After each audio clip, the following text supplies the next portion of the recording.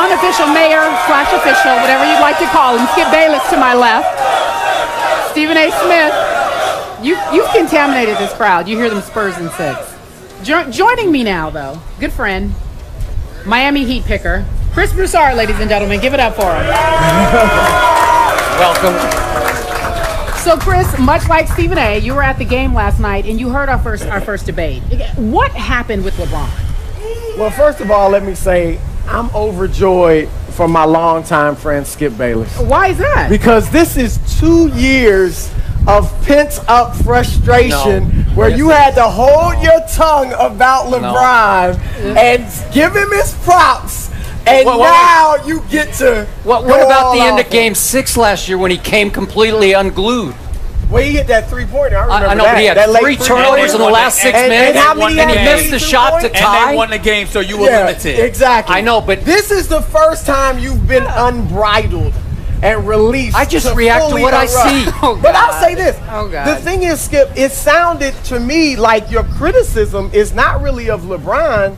It's of, I guess, the Heat training staff or whoever is in. He's not a doctor. Whoever's in charge of making sure he's hydrated, but getting you him play ball, IVs Chris. at You halftime just or whatever. learn early. You have to do this. You don't know as a player. You rely on your training, your staff. How many years has he played now? What is it? Well, Stephen A. hit on the head. He has a history of cramping.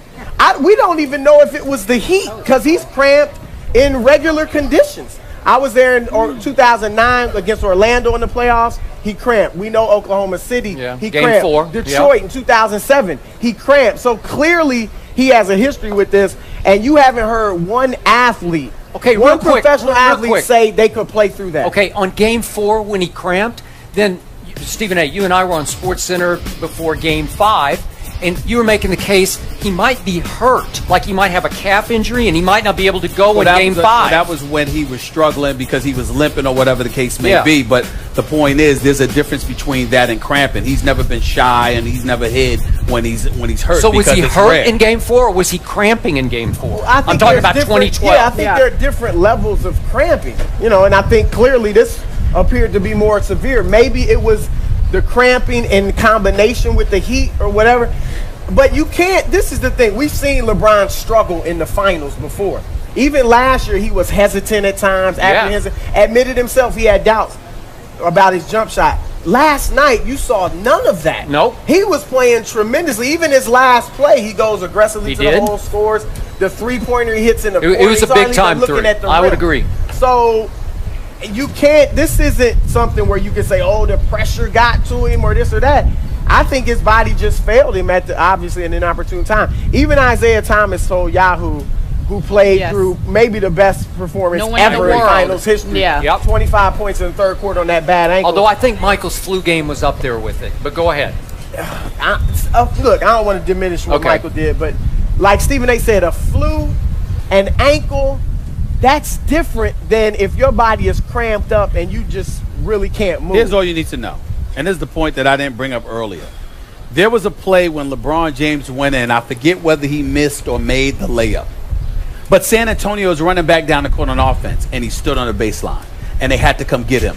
Now, I'm going to ask you this question. That was the layup. I think that was when he tried to block Duncan? No. He was on offense. Went to layup, and then stood on the baseline while San Antonio's offense went. What I'm saying to you is, does LeBron James not get back on defense? When have we ever seen that? We don't see that. He always, if nothing else, he gets back on defense. A matter of fact, when you're on a break, you're looking for LeBron because one of the things he specializes in is coming out of nowhere to block your shot, particularly on a break. So what I'm saying to you is that the fact that he wasn't even willing to get back on defense, and you had Dwayne Wade of all people with all of his injuries that he's had to deal with over the last couple of years, literally telling them, come get him, come get him. I mean, listen, it's just one of those situations that's bad. It was inescapable. It's undeniable. I'm not talking about the series. LeBron James at his best with the Miami Heat, they could still lose to San Antonio regardless of what we're picking. But there's no denying that those cramps crippled him and just eviscerated the chances of the Heat winning the game. This because you know this man very well. 7.5 minutes left. LeBron misses a three over from the wing. Dial ran at him. He missed it. And then as the play went on back to the other end, he immediately turned to Spoelstra and says, "Take me out, coach." To me, this is just me, because he's such a great player and such a good guy, this is showing a little bit of melodramatic mental weakness. Nobody does that. He made such a show of, "Take me out, coach." And it was more because he was gassed at that point than cramping. I didn't see cramps yet. I don't like that for his sake. It doesn't look good to your teammates. I don't think it looks good to fans everywhere, because big-time superstar players don't react that way. "Coach, I'm gassed, take me out," and he makes such a big display out of it. It just drives me a little crazy, because I don't not like him. Yeah. I'm fine when he plays great. I am. I come in and say, "Boy, that was a great game by LeBron," and he did some great things last night. But when his team needed him most, I don't get that kind of behavior. It's melodramatic to me. I mean, if he's really, whether he was cramping, I know there were players saying they heard him say he couldn't breathe at times last night. Yeah. So I don't know. Different issue. Fatigue. Yeah. All right. I remember looking at him maybe just 5 minutes into the game, and he was down on his shorts. He looked like he was spent. And I was like, wow, this is early. I didn't even know at that point that the air conditioner was off. Have we not seen 3 or 4 games even this playoff run when he looked a little mentally gassed? Well, no. I don't know about mentally. I just thought physically. Okay, either way. Physically, he's looked gassed. He's had to carry a huge role. He's been asked to do everything in terms of playing multiple positions, which is one of the reasons he's considering leaving Miami, because he ain't trying to stay in a situation where he's being asked to do so much. Not that he's going to end up leaving, because I'm still betting my money on him staying. But in the end, when you're asked to do so much and you're looking at the second part of your career, you got to think, you got to take those things into consideration. But all I'm saying to you is this: still in all, when you look at it, cramping is cramping. It is. We can talk about that. Well, you know what? He's demonstrative or whatever. Well, you know what?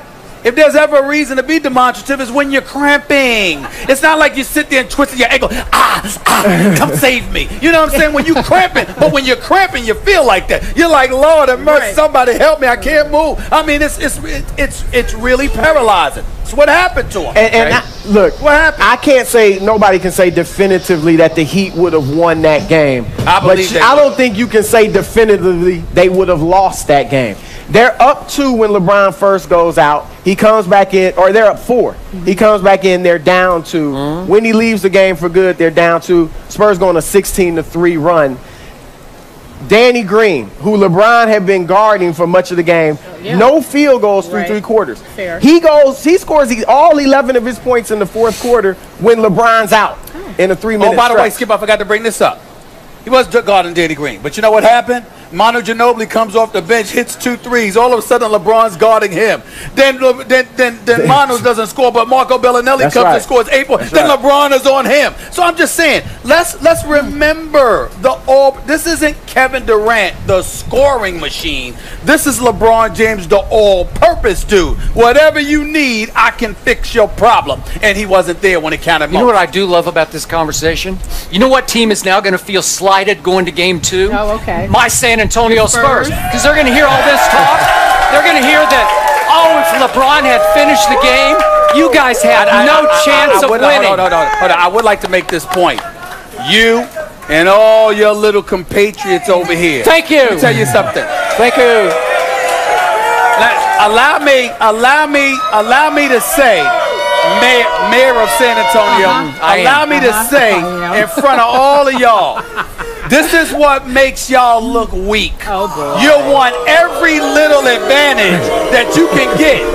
If you're the best, you should want dudes at their best. So when you win, there is no doubt. As opposed to you, I'm hoping this guy gets hurt. I'm hoping that guy can't play. I want San Antonio to get here. Which is what you've been doing for months. I had to go into last year's finals with Tony Parker with a pulled hamstring. Did I hear you say, you guys weren't at full strength? The Spurs weren't at full strength? Dwayne Wade was banged up last year, too. All right. That's why. And speaking of Dwayne Wade, I'm glad you brought him up. His start last night was breathtaking for me. It was. I was saying, that guy is back. Didn't miss a shot in warm-ups. Didn't miss a shot. He was so explosive. He looked so healthy. And I must admit, I'm sitting there thinking, I might be in trouble tonight because of that guy. Right. Down the stretch, your X factor, Chris Bosh, who also made some big-time shots in that game. But not late. Bosh, D-Wade late? Nope, weren't there when they needed him most, because they still have a pretty good team without LeBron James. It's still pretty good. But it throws you off when you're used to playing through this guy all the time, and then he's not there. And it's against the Spurs. You know, it's not against the Minnesota Timberwolves. The Spurs started moving the ball well. They were on fire as far as hitting jump shots, and they moved so many players around offensively that I think I'm not ready to make a blanket statement that Dwayne and Bosh couldn't carry them or can't carry them when LeBron's out. It was one game. Exactly. It was just one game. Wait, hold on quickly before he gets out of here. After what you saw last night, he's still going with the Heat. You and I talked about this. I don't change my pick. I stick with my pick. Heat in 6. 6. Also, wait. That means the Heat have to win. Help me with the math here. 4 out of the next 5. You something, They would have won. I'm 80%, 85% sure they would have won last night if LeBron had played. They came here for a split. Ain't no 85% they get a for split. me. The Heat would have won the daggone game last night. I am 100% sure the Spurs would have won if LeBron had played last night. We leave it there. Give it up for Chris Broussard. At the pick'em board. 3 chips for you guys.